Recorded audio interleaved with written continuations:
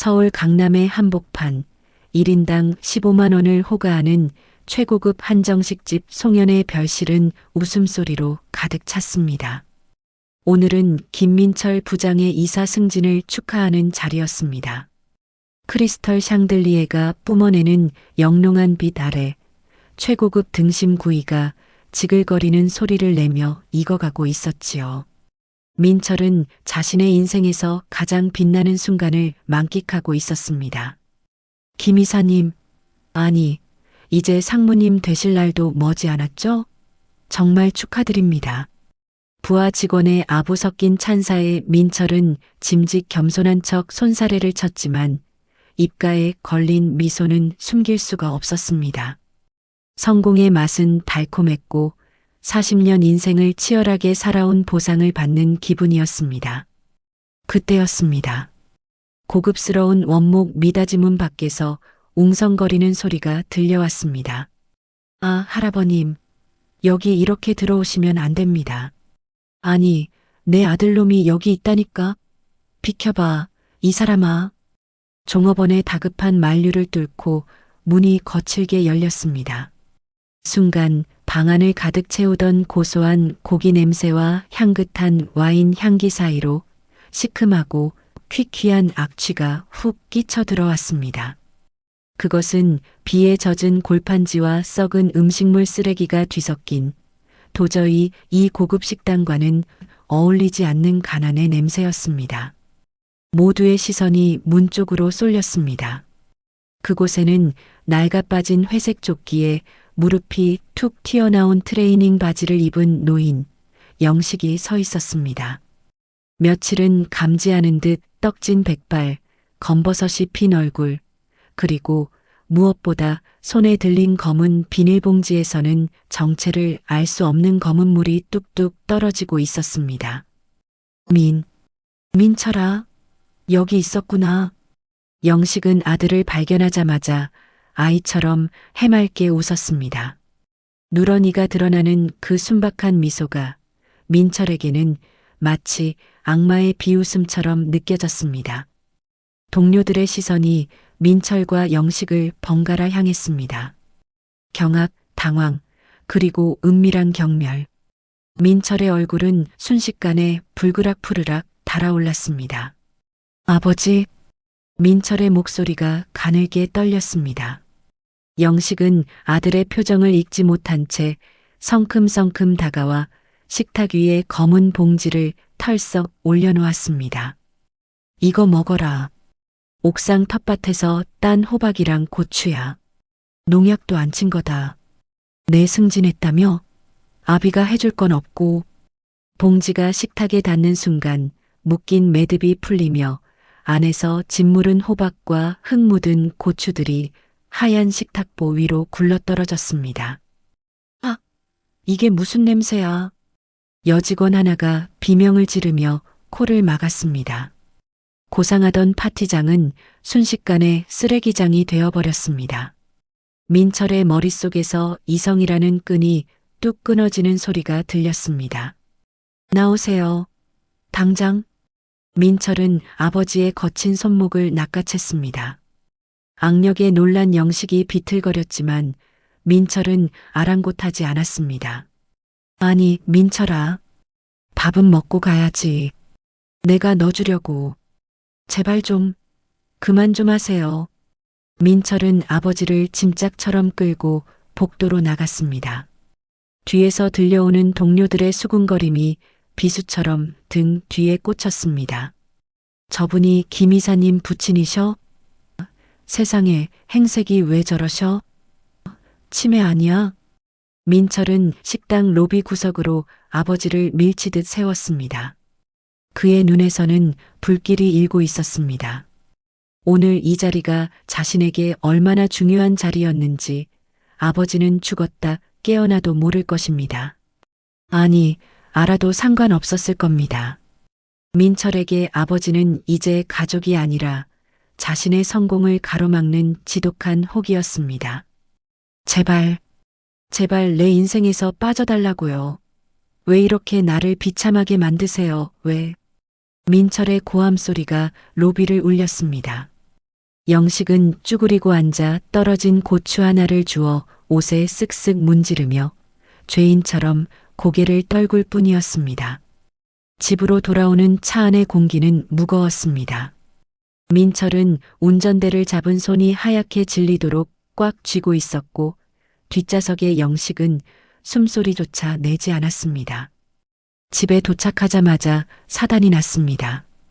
현관문을 열자마자 따라 들어온 악취의 며느리 혜진이 기겁을 하며 뛰어나왔습니다. 아버님, 또 어디 다녀오셨어요? 옷에서 이게 무슨 냄새예요? 혜진은 질색하며 거실의 모든 창문을 열어젖혔습니다. 치익 마이너스 탈취제 뿌리는 소리가 마치 영식이라는 존재를 소독하려는 소리처럼 들렸습니다. 민철은 넥타이를 거칠게 풀어헤치며 소파에 주저앉았습니다. 아버지, 제가 돈이 없습니까? 아니면 밥을 굶깁니까? 왜 동네방네 거짓골을 하고 돌아다니시냐고요? 영식은 쭈글쭈글한 손을 무릎 위에 모으고 작게 중얼거렸습니다. 아니다. 그냥 운동 삼아. 소화도 시킬 겸. 운동이요? 남의 식당에 쓰레기 봉지 들고 찾아오는 게 운동입니까? 오늘 회사 사람들 다 봤어요. 제가 얼마나 개망신을 당했는지 아세요? 민철의 고성에 영식의 어깨가 움찔거렸습니다. 그는 아들의 눈을 마주치지 못하고 바닥 무늬만 뚫어져라 쳐다보았습니다. 그때 도어락 소리와 함께 손녀 지은이 들어왔습니다. 대학생이 된 후 부쩍 멋을 부리는 지은은 집에 들어오자마자 미간을 찌푸렸습니다. 아, 무슨 냄새야? 할아버지 또 쓰레기 주워왔어? 지은이 왔니? 영식은 손녀가 반가워 엉거주춤 일어났습니다. 주머니 속에 꼬깃꼬깃 접어둔 10,000원짜리 2장이 만져졌습니다. 오늘 고물상에서 박스를 팔아받은 돈이었습니다. 지은이 용돈이나 주려고 했는데, 하지만 지은은 할아버지 쪽은 쳐다보지도 않고 자기 방으로 쏙 들어가 버렸습니다. 내 친구들이 우리 아파트 단지에서 할아버지 봤대. 쪽팔려서 진짜. 엄마, 나 냄새나서 밥 안 먹을래. 방문이 쾅 닫히는 소리가 영식의 가슴을 쳤습니다. 주머니 속에 손이 갈 곳을 잃고 멈췄습니다. 영식은 슬그머니 주머니에서 손을 빼며 씁쓸하게 웃었습니다. 그래, 냄새나는 노인네가 주는 돈이 무슨 소용이겠어. 그날 밤 민철과 혜진은 안방에서 심각하게 대화를 나누었습니다. 여보, 더는 안 돼요. 아이들 정서에도 안 좋고 당신 체면도 말이 아니잖아요. 요양원 알아봐요. 혜진의 단호한 말에 민철은 마른 세수를 했습니다. 그래도 키워준 아버지인데 어떻게 요양원에 고려장하듯 보내냐? 누가 버리래요? 전문적인 케어를 받게 해드리자는 거죠. 아버님 치매 초기 증상도 있잖아요. 이러다 밖에서 큰일이라도 치시면 어떡해요? 민철은 반박할 말을 찾지 못했습니다. 사실 그도 지쳐가고 있었습니다.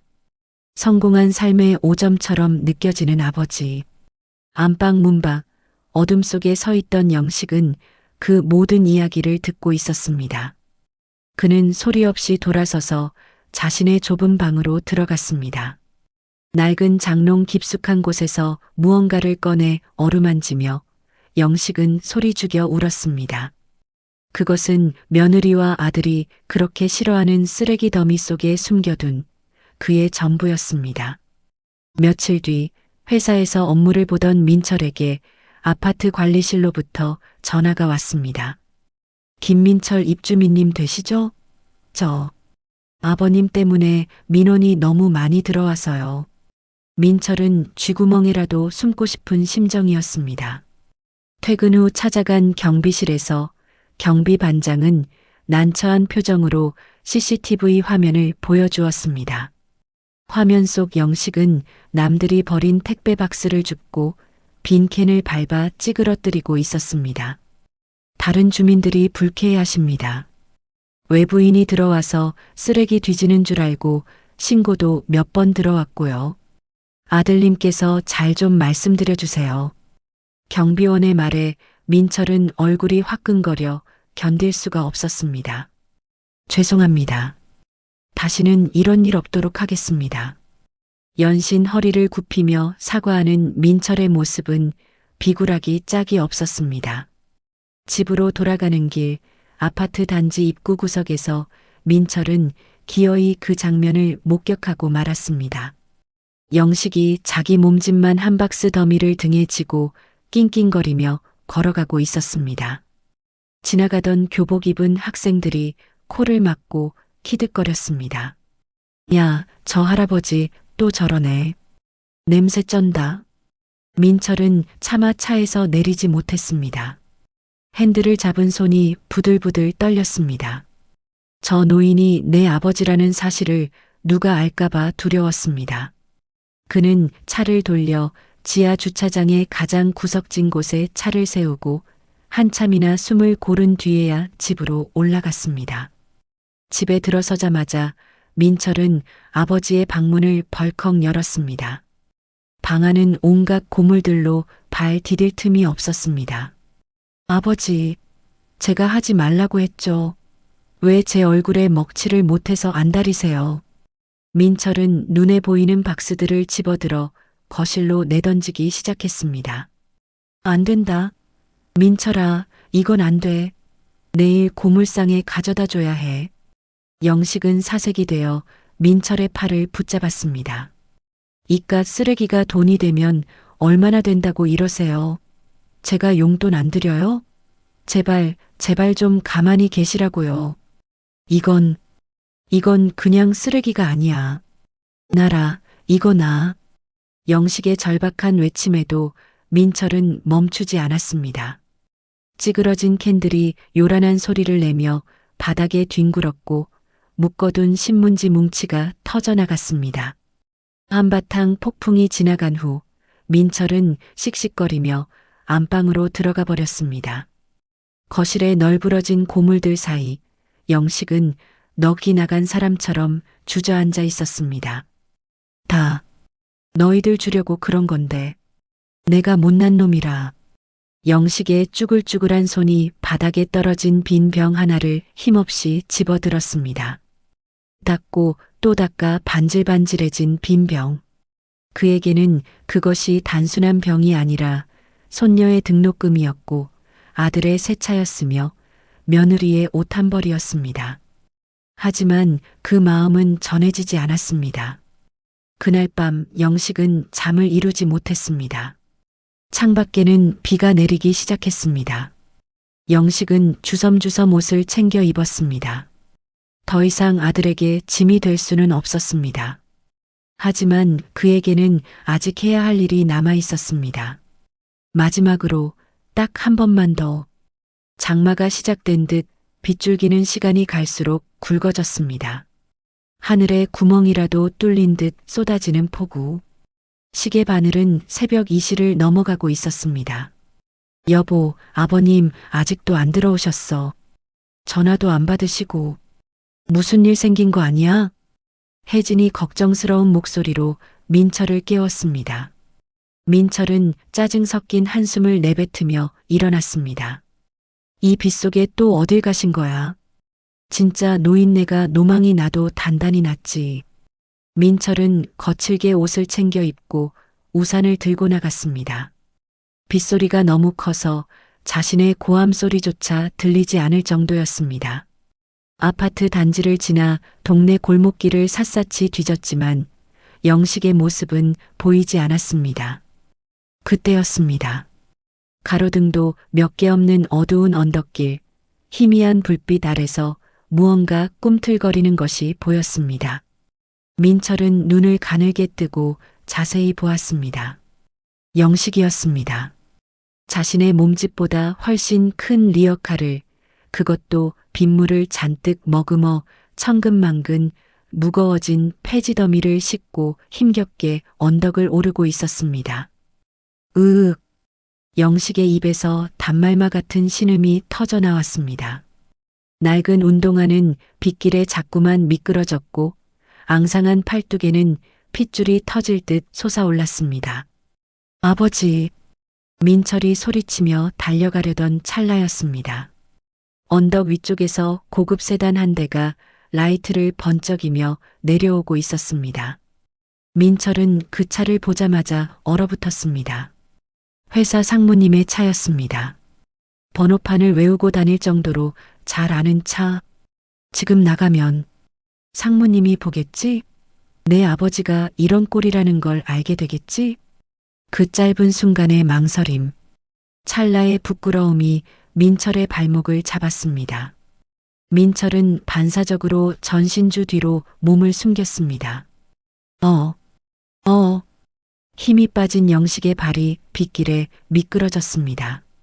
무게를 이기지 못한 리어카가 뒤로 밀리더니 영식을 덮치며 함께 언덕 아래로 곤두박질 쳤습니다. 콰당탕? 천둥 소리에 묻혀버린 둔탁한 충돌음. 리어카에 실려있던 박스들이 빗물 위로 흩어지고 영식은 차가운 아스팔트 바닥에 내동댕이 쳐졌습니다. 상무의 차는 그 사실을 모른 채 유유히 빗속으로 사라졌습니다. 민철은 그제야 전신주 뒤에서 뛰쳐나왔습니다.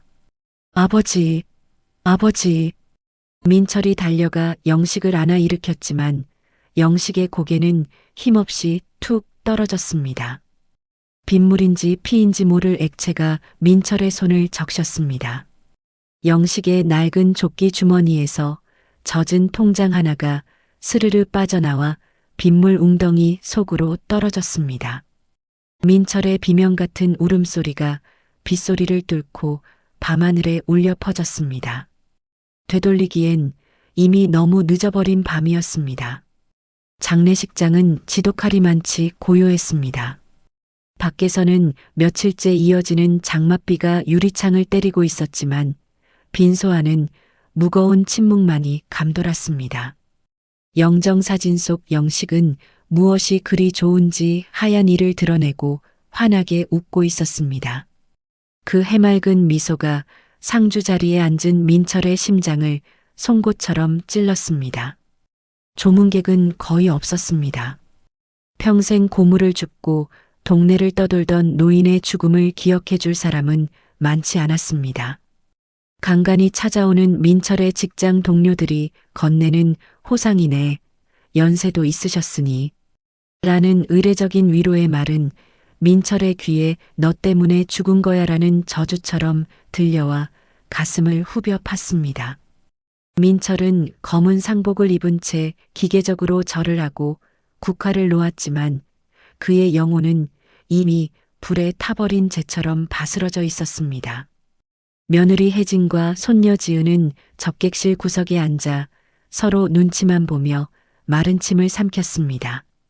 혜진은 시아버지가 집에 들어올 때마다 뿌려대던 탈취제 냄새가 코끝에 맴도는 것 같아 헛구역질이 났고, 지은은 친구들에게 들킬까봐 할아버지를 피해 방으로 숨어들던 자신의 뒷모습이 떠올라 고개를 들 수 없었습니다. 가족이라는 이름으로 묶여 있었지만 그들은 모두 공범이었습니다. 아버지를, 할아버지를 외로움이라는 감옥에 가둬두고 서서히 말라 죽게 만든 잔인한 간수들이었습니다. 빈소의 향냄새가 진동했지만 민철에게는 아버지가 풍기던 그 시큼한 땀 냄새와 곰팡이 냄새가 그리워 미칠 지경이었습니다. 그 냄새가 살아있음의 증거였다는 것을 그는 너무 늦게 깨달았습니다. 화장터의 거대한 기계음이 윙윙거리며 돌아가기 시작했습니다. 고 김영식님 화장 시작합니다. 무미건조한 안내 방송이 나오고 관이 뜨거운 불길 속으로 들어가는 순간이었습니다. 민철의 다리가 풀렸습니다. 아버지, 아버지, 가지 마세요, 아버지. 민철은 바닥에 무릎을 꿇고 유리벽을 긁어댔습니다. 그날 밤 빗속에서 리어카를 끌던 아버지, 상무의 차가 지나갈 때 전신주 뒤로 몸을 숨겼던 자신, 그 비겁하고 더러운 순간이 불길 속에서 선명하게 되살아났습니다. 아버지는 그때 알고 있었을까요? 아들이 자신을 부끄러워하여 숨어버렸다는 것을, 그 처참한 고독 속에서 차가운 빗물을 마시며 죽어갔을 아버지의 마지막을 생각하자 민철은 숨이 끊어질 것 같은 고통을 느꼈습니다. 그러나 불길은 무심하게도 영식의 육신을 한 줌의 가루로 만들어버렸습니다. 평생을 자식들을 위해 헌신하다 껍데기만 남은 아버지의 육신이 마지막 순간까지 한 줌의 재가 되어 세상에서 사라지는 과정을 지켜보는 것은 형벌과도 같았습니다. 민철의 오열은 화장터의 높은 천장에 부딪혀 메아리 쳤지만 돌아오는 것은 기계 돌아가는 소음뿐이었습니다. 모든 절차가 끝나고 한 줌의 온기로 변한 아버지를 품에 안고 돌아온 집은 거대한 동굴처럼 느껴졌습니다. 현관에 들어서자마자 습관처럼 아버지 다녀왔습니다라고 말하려던 민철은 입을 다물었습니다. 대답해 줄 사람은 이제 세상에 없었습니다.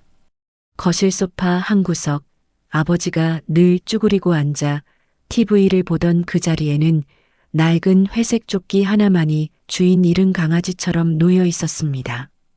민철은 그 조끼를 집어들었습니다. 코를 박고 숨을 들이마시자 아버지가 흘렸던 땀 냄새, 파스 냄새, 그리고 퀴퀴한 곰팡이 냄새가 섞인 특유의 채취가 폐부 깊숙이 들어왔습니다. 어제까지만 해도 그토록 혐오하고 질색했던 그 냄새가 지금은 눈물이 날 만큼 그리운 아버지의 흔적이 되어 있었습니다.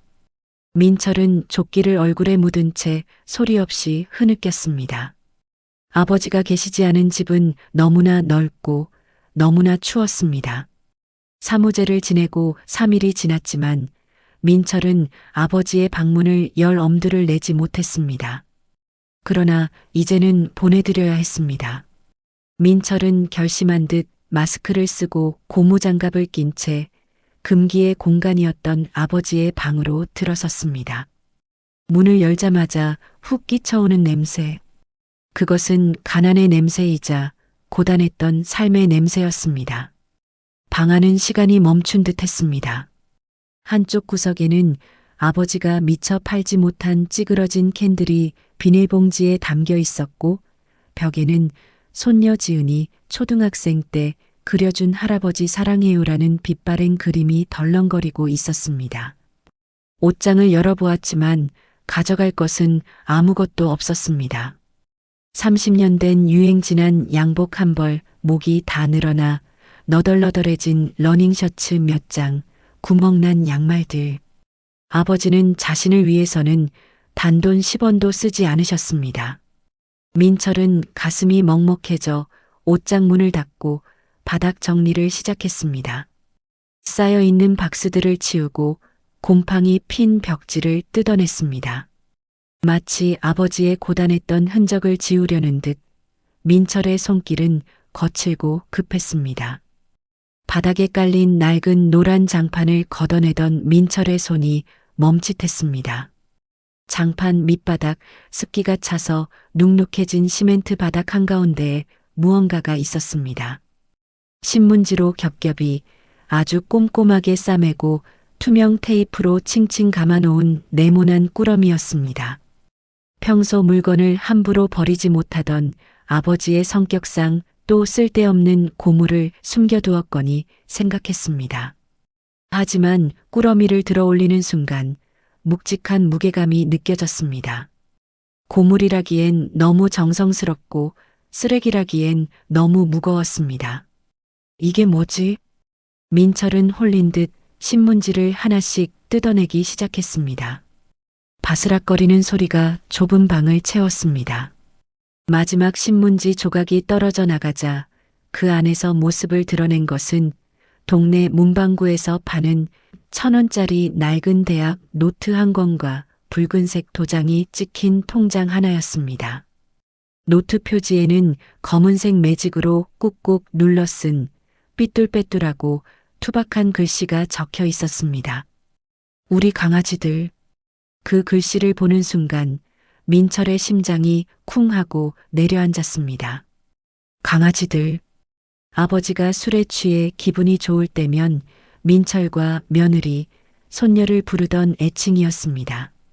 민철은 본능적으로 알 수 있었습니다. 이것이 아버지가 그토록 지키고자 했던 며느리와 아들이 냄새난다고 구박했던 그 쓰레기 더미 속에 숨겨둔 진짜 이유라는 것을. 손끝이 미세하게 떨려왔습니다. 두려움과 호기심이 뒤섞인 감정으로 민철은 조심스럽게 노트의 첫 장을 넘겼습니다. 노트를 펼친 민철의 눈동자가 심하게 흔들렸습니다. 그것은 단순한 가계부가 아니었습니다. 아버지의 처절한 삶의 기록이자 자식들을 향한 짝사랑의 연서였습니다. 페이지마다 아버지가 흘린 땀방울과 눈물이 배어 있는 듯 했습니다. 2015년 12월 24일. 눈이 많이 옴. 빈 박스 20kg. 3,000원. 우리 며느리 손이 텄던데 핸드크림이라도 사주면 좋겠다. 냄새난다고 싫어할까봐 돈으로 모은다. 미안하다 혜진아. 2018년 5월 8일. 어버이날. 민철이가 안 왔다. 회사 일이 많이 바쁜가 보다.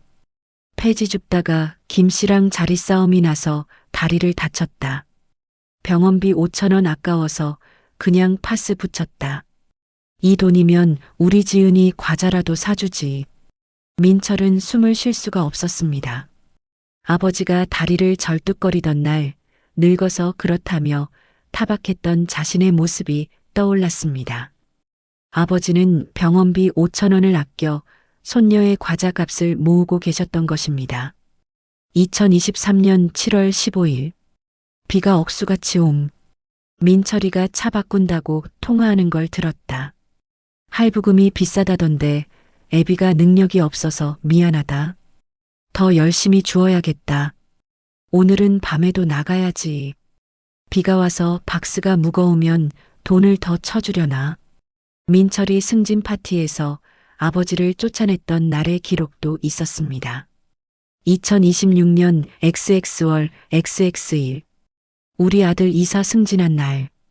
텃밭에서 제일 잘 익은 호박이랑 고추 따서 갔는데 쫓겨났다. 내가 너무 취해서 아들 얼굴에 먹칠을 했다. 미안하다 민철아. 그래도 아비는 내가 자랑스럽다. 오늘 주운 캔 50개 판 돈 2,500원. 이것도 다 통장에 넣는다. 으앙. 민철의 입에서 기괴한 울음소리가 터져 나왔습니다. 그것은 사람이 내는 소리가 아니라 가슴이 찢어진 짐승의 비명이었습니다. 함께 들어있던 통장을 펼치자 1,000원, 2,000원, 500원. 푼돈들이 모이고 모여 만들어진 숫자 5,342만 원이 찍혀 있었습니다. 10원짜리 하나 허투루 쓰지 않고 먹고 싶은 것, 입고 싶은 것 다 참아가며 오직 자식들을 위해 쓰레기통을 뒤져가며 만든 5천만 원. 그 돈에서는 썩은 쓰레기 냄새가 아니라 세상에서 가장 숭고하고 비릿한 아버지의 피 냄새가 났습니다. 아버지는 자신의 생명을 갉아먹으며 이 돈을 만드셨던 것입니다. 자신이 낸 세금보다 적은 이 돈을 모으기 위해 아버지는 얼마나 많은 멸시와 천대를 견뎌내셨을까요? 민철의 비명소리에 놀란 혜진과 지은이 방문을 열고 들어왔습니다. 바닥에 널브러진 노트와 통장을 본 두 사람 역시 그 자리에 얼어붙고 말았습니다. 혜진은 떨리는 손으로 통장을 집어들었습니다. 시아버지가 냄새난다고 타박할 때마다 멋쩍게 웃으시던 그 얼굴이 떠올랐습니다. 아버님, 제가 잘못했어요. 제가 죽일 년이에요. 혜진은 바닥을 치며 통곡했습니다. 지은은 할아버지가 쓴 우리 강아지들이라는 노트를 가슴에 품고 하염없이 눈물을 흘렸습니다. 할아버지, 나 진짜 나쁜 년이야. 할아버지 냄새난다고 피했는데 이게 다 우리 때문이었어. 세 사람은 서로를 부둥켜 안고 아버지의 냄새가 배인 그 좁은 방에서 목 놓아 울었습니다. 하지만 아무리 울어도 떠나신 아버지는 돌아오지 않았습니다. 벽에 걸린 그림 속 젊은 날의 할아버지가 그들을 내려다보며 울지 마라. 내 새끼들하고 씁쓸하게 웃고 있는 것만 같아 가슴이 더욱 미어졌습니다. 장마가 끝나고 거짓말처럼 맑은 햇살이 내리쬐는 오후였습니다. 민철은 아버지가 생전에 여기가 내 사무실이야라며 농담처럼 말하곤 했던 동네 공원 벤치에 앉았습니다. 벤치 옆 쓰레기통에는 누군가가 마시고 버린 빈 캔 하나가 덩그러니 놓여 있었습니다. 예전 같았으면 더럽다고 발로 찼을 그 캔을 민철은 소중한 보석인 양 조심스럽게 집어들었습니다. 찌그러진 알루미늄의 차가운 감촉. 아버지는 매일 이 차가운 것들을 만지며 자식들을 향한 뜨거운 사랑을 꿈꾸셨을 겁니다. 민철은 아버지의 통장을 가슴에 품었습니다. 이 돈을 어떻게 쓸 수 있을까요? 아들의 새 차? 손녀의 명품 가방? 아니요. 그 어떤 것으로도 바꿀 수 없는 돈이었습니다. 이 5천만 원은 돈이 아니라 아버지의 뼈와 살이었습니다. 아버지, 보고 계세요? 민철은 하늘을 향해 나직이 속삭였습니다. 파란 하늘에 뭉게구름이 아버지의 얼굴처럼 흘러갔습니다. 환영 속에 아버지는 낡은 리어카를 끌고 가면서도 뒤를 돌아보며 민철에게 손을 흔들어 주었습니다. 냄새나고 초라한 모습이 아닌 세상에서 가장 아름다운 아버지의 모습이었습니다. 이 돈 아버지 이름으로 기부할게요. 세상에 홀로 남겨진 아버지처럼 외로운 노인분들을 위해서 쓸게요. 그리고 다시는 부끄러워하지 않을게요. 아버지가 제 아버지라는 사실을 세상에서 제일 자랑스럽게 여길게요. 민철의 다짐이 허공에 흩어졌습니다. 바람이 불어와 민철의 머리카락을 부드럽게 헝클어뜨렸습니다. 마치 아버지가 투박하고 거친 손으로 그래, 내 새끼 잘했다. 그거면 됐다 하며 머리를 쓰다듬어 주는 것만 같았습니다. 민철의 뺨 위로 뜨거운 눈물이 다시금 흘러내렸지만 그의 입가에는 아주 오랜만에 편안한 미소가 번졌습니다. 이제 민철은 알았습니다. 아버지는 떠나신 게 아니라 언제나 자신들의 곁에서 가장 낮은 곳을 지키고 계셨다는 것을요. 벤치 위에 놓인 아버지의 낡은 장부 위로 따스한 햇살이 내려앉았습니다. 바람이 장부를 넘기자 마지막 페이지에 적혀 있던 아버지가 생전에 미처 전하지 못한 말이 햇살 속에 반짝이는 듯 했습니다. 사랑한다. 내 아들, 내 며느리, 내 손녀. 너희가 나의 전 재산이고 나의 전부다. 민철은 그 마지막 문장을 손으로 쓸어내리며 오랫동안 자리를 뜨지 못했습니다. 공원에는 아이들의 웃음소리가 울려 퍼지고 세상은 여전히 평화롭게 흘러갔지만 민철의 가슴 속에는 영원히 지지 않을 별 하나가 떠올랐습니다. 그것은 아버지라는 이름의 별이었습니다. 이번 이야기 여러분은 어떻게 보셨나요? 댓글로 여러분의 소중한 생각을 자유롭게 남겨주세요. 구독과 좋아요, 알림 설정은 다락방 열차가 다음 역을 향해 나아가는데 가장 큰 힘이 됩니다.